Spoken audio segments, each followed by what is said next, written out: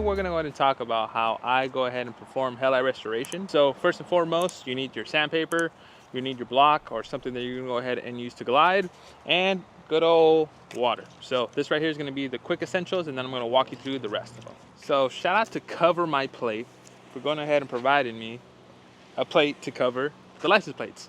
So now we no longer have to go ahead and spend time removing the actual license plates. We just cover them right up. So right there, we got a custom MJ logo. So shout out to Cover My Plate.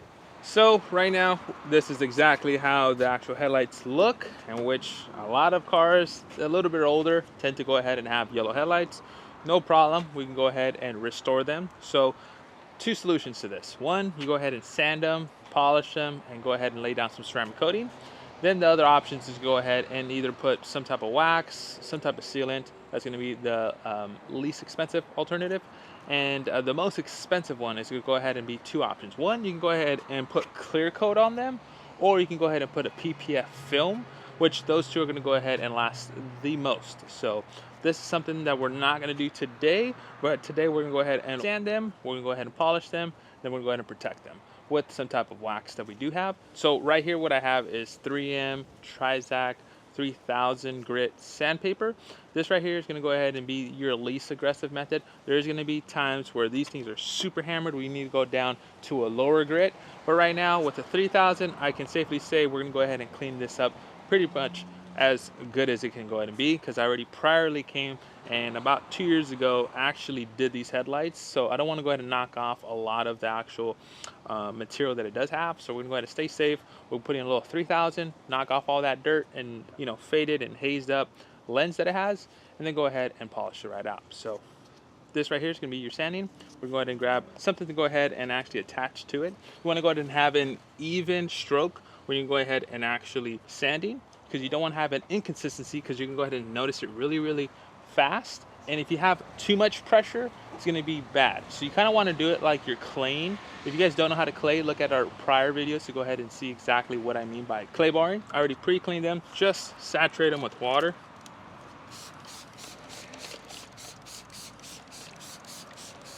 And what I like to do, just to go ahead and do it right before you actually do it, to knock off any last little bit of dirt. You can also put tape. Tape is going to go ahead and be a lot more crucial if you do not know how to go ahead and control the sanding part, because you can go ahead and start sanding the actual paint. So if I were you, I would go ahead and put some tape all around the actual painted pieces to go ahead and prevent that from happening. But in this case, we're going to go ahead and stay away from the edges as much as possible. So if I want to go ahead and sand this little corner right here, I would stay away from it and actually just use the polisher as much as I can, because when you start getting into that sanding part where it's super tight, it's going to be a lot harder for your polisher to go ahead and remove the sanding disc, because your polisher physically cannot go ahead and fit in those tight areas. So I would say stay about ½ an inch away from the actual edges, so that way you don't have to go ahead and rub the actual compound and try to get all that sandy marks out. So stay away from that and you'll be safe. So now that we went ahead and sprayed that, we're going to spray this a little bit and then actually start spraying this down. So we're going to go ahead and start sanding it, light pressure and even strokes. So now that we went ahead and put it on there, we can go ahead and actually rinse it down, knock off all that dirt, all that grime that came off.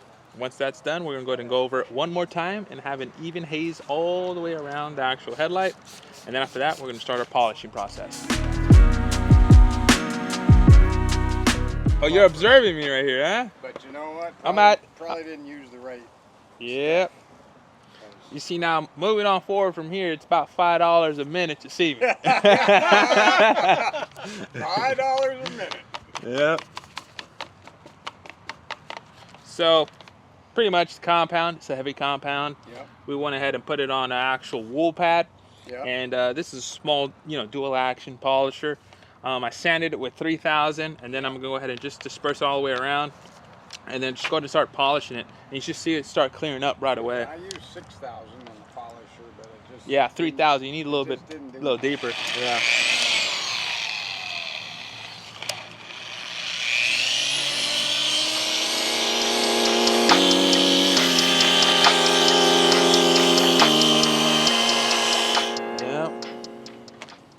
And then you see this little tight corner right here. Yeah. Polisher can't get in there right there. So what I like to do is just go ahead and grab a little bit on the towel, and just try to get as much as you can in there.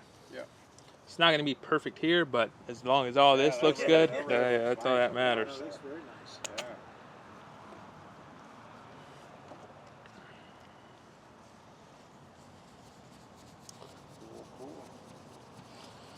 All right, so now that I went ahead and polished it, I went ahead and used a wool pad from the Buff and Shine, and I'm gonna go ahead and show you guys, now that once I'm done with this, how beautiful it looks with just a simple sanding, polishing, and a good old wax with it.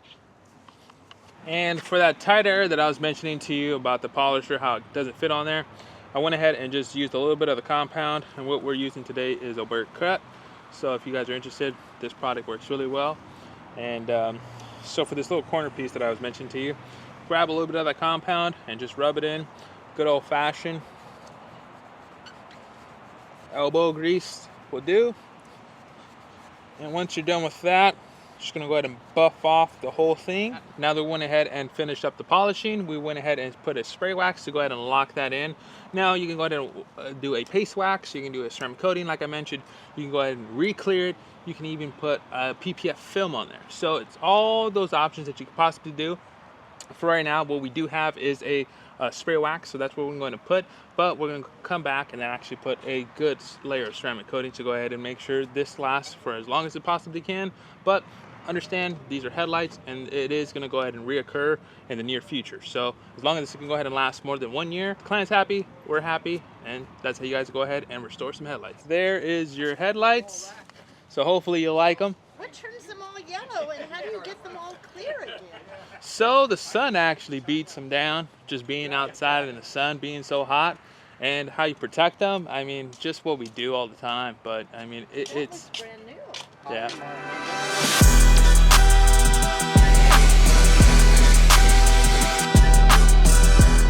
This is a prime example why I like to go ahead and use the towel method. Check it out.